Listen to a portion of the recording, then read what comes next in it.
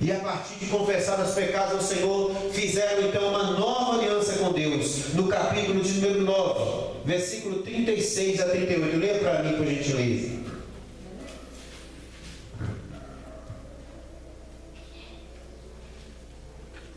É o Neemias capítulo 9, versículo 36 a 38. Quem lê? Eis que somos servos nesse dia, enquanto a terra que deste aos nossos pais para dela comer o seu fruto e o seu bem, eis que somos dela servos. E ela produz muito incremento aos reis que puseste sobre nós por causa dos vossos pecados. Além disso, ele tem domínio sobre os nossos corpos e sobre o nosso gado, como lhe apraz, e nós estamos em grande aflição. E por causa de tudo isso, fazemos um firme pacto e escrevemos os vossos príncipes, levitas e sacerdotes o selo. Obrigado. Então, o versículo 38, resumindo: e com tudo isso fizeram um firme concerto, e escrevemos e selaram os nossos príncipes e os nossos levitas e os nossos sacerdotes. Olha só, fizeram um novo concerto com Deus. Olha só, quando eles foram expostos à palavra de Deus, em que Esdras prega a palavra de Deus para eles, que eles entendem que eles estavam fora da vontade de Deus, fora do padrão da palavra de Deus, eles fazem então um novo concerto com o Senhor, fazem uma nova aliança com o Senhor. Ô irmãos, às vezes se faz necessário nós fazermos isso também no nosso meio. Cada um de nós andamos tantas vezes. Quem é que lembra qual foi o dia que você aceitou Jesus? Deixa eu ver, quem lembra qual foi o dia, a data que você aceitou Jesus? Tem alguém que consegue lembrar? Quem lembra? Ninguém lembra. Ninguém que lembra a data que você aceitou a Jesus, entregou sua vida ao Senhor? Data ninguém lembra, né? Mas lembra pelo menos o dia, como foi? Todo mundo lembra ou não? Quem não lembra de jeito nenhum, já esqueceu da memória o dia que aceitou Jesus? Vocês lembram? Todo mundo lembra? A data não, mas o evento vocês lembram? Hã? O ano eu lembro, o dia não. Mas o evento você lembra? Como foi aquele dia? Você lembra? Foi um culto. Sabe por quê, irmãos? Porque às vezes a gente aceita Jesus, irmãos, e a gente se coloca no caminho do Senhor. E passa um dia, passa 2, passa uma semana, passa 10 semanas, passa 6 semanas, passa um ano, passa 5 anos, 10 anos, e a gente vai se acomodando no caminho, a gente vai se distraindo no caminho, a gente até esquece. Às vezes a gente é crente, irmãos, por osmose. Você sabe o que significa a palavra osmose? É uma palavra meio cruzada no meio do militarismo. É quando um vai na frente e alguém faz algum movimento, o resto vai atrás fazendo o mesmo movimento, mas nem sabe por que está fazendo aquele movimento, porque já está habituado a fazer por hábito determinadas coisas. E quantas vezes nós crentes somos crentes habituados a ser crentes? A gente vem à igreja comumente acostumados. Bom, na quarta-feira é dia de culto, aí eu vou no culto porque é quarta-feira é dia de culto. De domingo à noite é dia de culto, eu vou porque é dia de culto. Mas eu nem sei exatamente o que eu estou vindo fazer aqui. Eu não me preparo para vir aqui.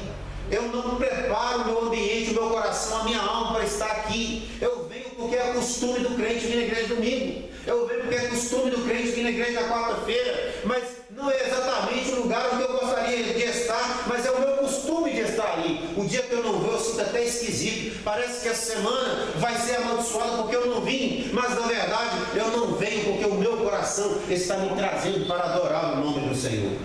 E às vezes é hora, irmão, de nós renovarmos o nosso concerto com Deus. É hora de nós renovarmos a nossa aliança com Deus. Digamos assim, aceitar Jesus de novo, se é que pode falar assim. Senhor, eu quero fazer um novo concerto com o Senhor. Eu quero fazer uma nova aliança contigo. Eu quero novamente renovar o meu pacto contigo. É muito importante, irmãos, quando nós temos uma aliança com alguém, de vez em quando nós renovamos o pacto. Por exemplo, o homem casado. Eu sou casado, por exemplo, de ano em ano. Todo ano eu faço questão de todo dia do aniversário do nosso casamento, eu vou com a minha esposa, vou viajar com ela, passear com ela, só eu e ela. Para quê? Para a gente renovar o nosso pacto. Para a gente renovar, porque se deixar, não deixa a vida me levar, a gente vai indo fazendo as mesmas coisas todo dia. acostumando a viver aquela vida medíocre. O negócio não está legal, o negócio não está bom, não está gostoso, mas eu estou acostumado. Sabe aquela pessoa doente? Sabe aquela pessoa doente que ela sofre vários e vários dias, vários e vários meses e anos, que ela tem enfermidade, que ela já se acostumou com a dor? Já se acostumou com a dor. É boa a dor? Não, mas ela já está acostumada, já aprendeu a conviver com o sofrimento, que já nem liga mais em procurar a solução. Mas a dor continua, aquela enfermidade vai matar, aquela enfermidade vai tirar ela a qualidade de vida, está tirando, mas ela já se acostumou. Então, de vez em quando é importante a gente levantar a cabeça. Peraí, deixa eu fazer uma reavaliação da minha conduta, renovar os meus votos, e isso diante do Senhor é importante. Que você, meu irmão, faça, minha irmã, faça. Renove os seus votos para com o Senhor. Abra o seu coração de forma sincera e fala: Senhor, hoje eu quero renovar o meu pacto contigo. E aqui fizeram o povo de Israel, fizeram uma nova aliança com o Senhor, diante do sacerdote Esdras, diante daquela congregação. O sacerdote levantou e falou: vamos jurar diante do Senhor que nós renovaremos a nossa aliança, o nosso pacto com Ele. E todo o povo diz amém, amém. E amém é muito importante, viu, irmãos? Essa palavra amém é muito importante. Às vezes a gente vê o povo falando amém aí de forma esculachada, de tudo quanto é jeito, fazendo piada com amém. Às vezes fala: irmãos, amanhã nós faremos tal coisa assim, assim, assim. Aí, amém, ó, amém. Mas na sua cabeça já vai: eu não vou lá de jeito nenhum. Não vou lá de jeito nenhum. Na sua cabeça você já deu a resposta negativa, mas sua boca está dizendo amém. Você sabe que um amém quer dizer que o Senhor assim confie. Eu estou confirmando isso diante do Senhor. Amém é uma palavra forte. Um amém é tão forte que amém é um dos nomes de Cristo. Se você ler em Apocalipse capítulo de número 3, vai dizer assim: assim diz o amém. Assim diz o amém. Quando o Senhor vai falar a sua palavra à igreja de Laodiceia, o Senhor Jesus se refere a si mesmo como o amém, a confirmação da palavra de Deus. Então a gente não pode ficar usando essa palavra amém de maneira leviana, não, irmãos. Se você está diante de alguma situação: irmãos, vamos fazer isso e isso, amém? Se você não está em concordância, não diga amém, fica de boca fechada. Ou então manifesta: não estou de acordo, não concordo. E pronto. Mas não fica dizendo amém de forma leviana, para que você não incorra na desobediência da palavra de Deus. Porque quando você diz amém, você está concordando, se comprometendo com aquilo que você está falando. E a palavra do Senhor assim: não seja tolo a ponto de você fazer um voto e não cumpri-lo. Eclesiastes capítulo de número 4. Não seja tolo, capítulo 5, né? Não seja tolo, porque destruiria a ti mesmo, votando e não cumprindo. Então, quando eu digo amém, aquela pessoa que te colocou aquela palavra, pedindo que você confirme, está esperando sua manifestação, está esperando que você vai cumprir o que você falou. E aí quando eu chego aqui e espero, você diz amém, e eu estou te esperando, você não aparece, você então é um mentiroso. Então, irmão, vamos ter cuidado com isso. Vamos ter cuidado. E aqui o povo falou, Esdras trouxe o povo a palavra de Deus, vamos fazer um novo concerto. E o povo diz amém, amém. E confirmaram aquele novo concerto. E a partir daquele momento começou um verdadeiro avivamento. Olha para você ver no versículo de número 29, o que diz aí. Versículo número 29, capítulo 9 e versículo de número, capítulo 10 e versículo de número 29.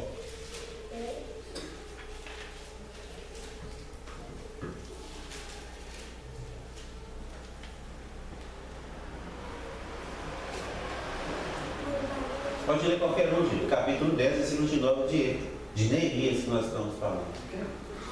É.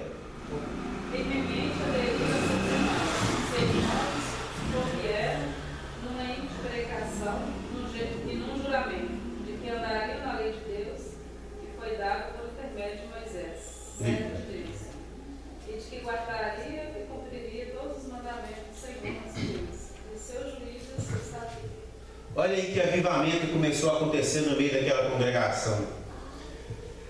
A partir da palavra de Deus, eles fizeram um novo conceito do Senhor e juraram que começariam a andar conforme a lei de Deus, a qual eles haviam esquecido.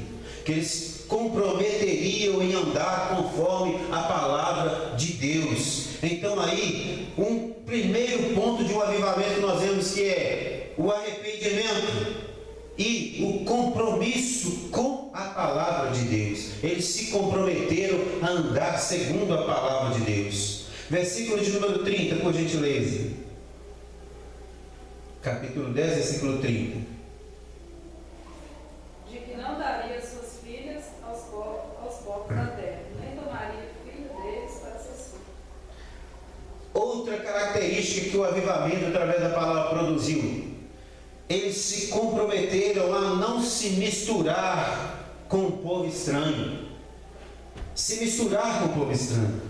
Irmãos, aqui o misturar com o povo estranho, ali eles falavam entre moabitas, eles falavam entre os outros povos da terra que não serviam ao mesmo Deus. Eles não entregar suas filhas para aquele povo estranho que não servia ao mesmo Deus, para que não houvesse casamento misturado, julgo desigual, outros deuses misturando, trazendo idolatria para o meio do povo.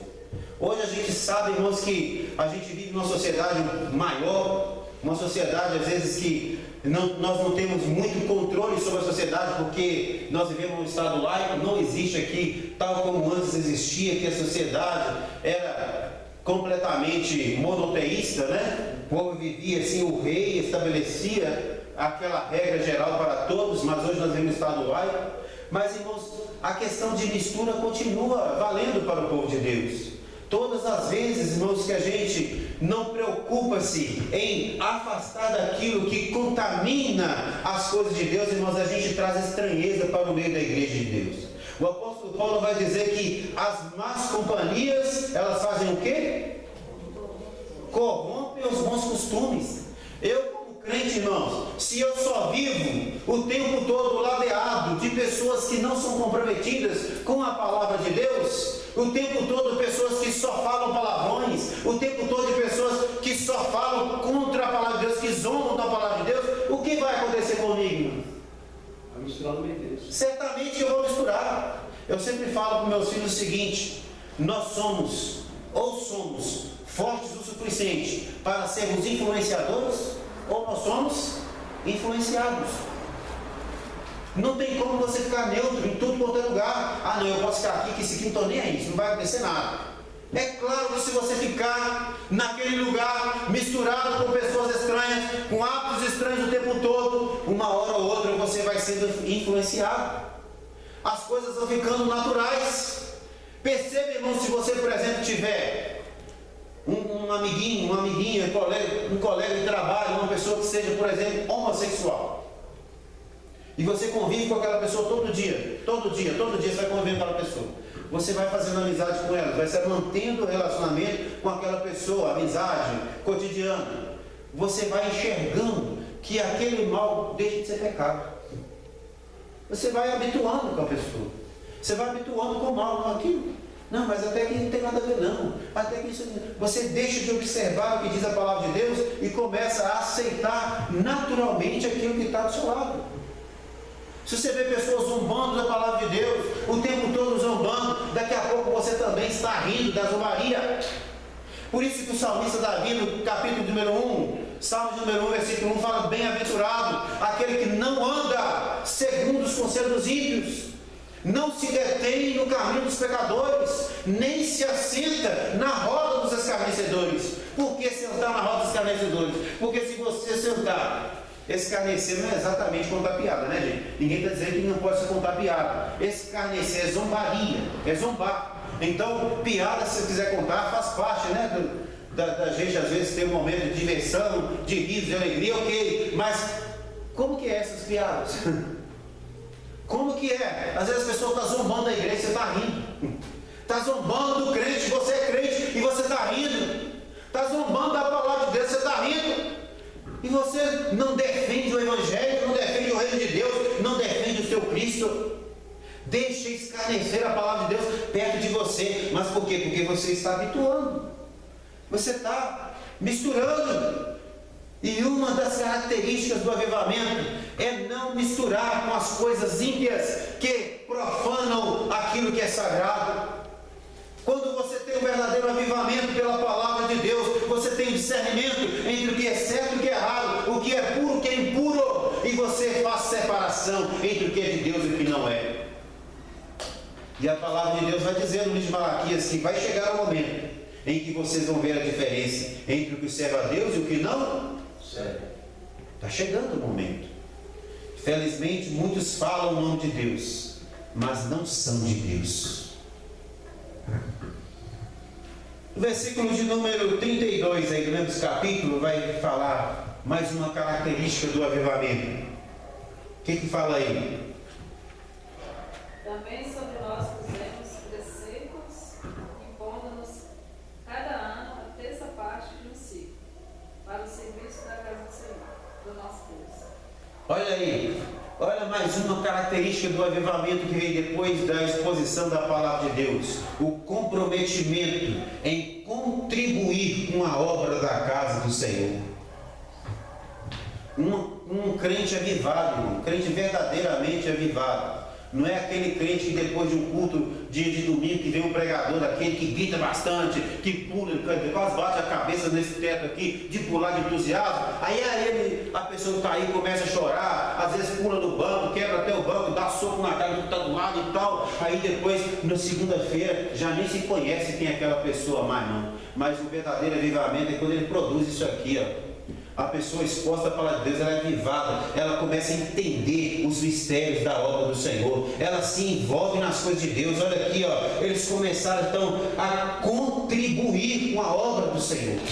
Contribuir com o quê? Com aquilo que podem contribuir.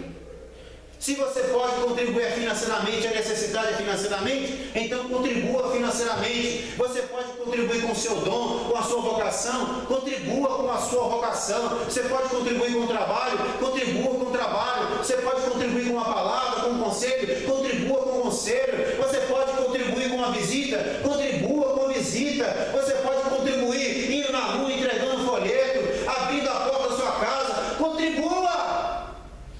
Porque o verdadeiro avivamento, ele traz isso aqui, ó, você sente necessidade de contribuir com a obra do Senhor. Eu posso, eu faço. Eu não vou ficar inventando desculpa, eu não vou ficar inventando mentiras, eu não vou ficar inventando historinha, porque eu posso fazer, então eu vou fazer, porque o Senhor me chamou. Eu entendo que o Senhor precisa de mim, a obra do Senhor precisa de mim. O verdadeiro avivamento, ele te chama para a responsabilidade. Aleluia!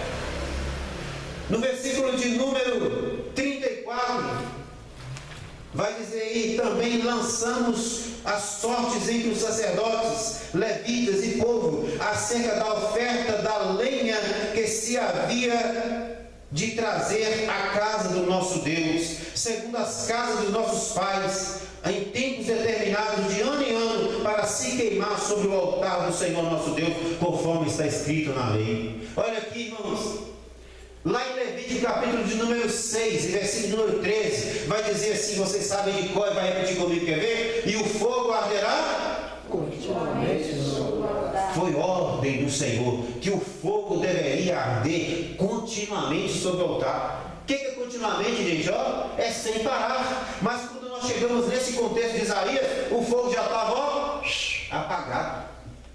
O fogo estava apagado, não tinha mais fogo sobre o altar. Mas quando veio a palavra do Senhor através de Esdras, ministrando a palavra do Senhor, e a palavra do Senhor ardeu no coração daquelas pessoas, elas se propuseram a trazer lenha no altar do Senhor e botar fogo no altar. Um crente avivado, irmão, é o crente que põe lenha no altar todo dia. É um crente que mantém o fogo aceso sobre o altar continuamente, irmão.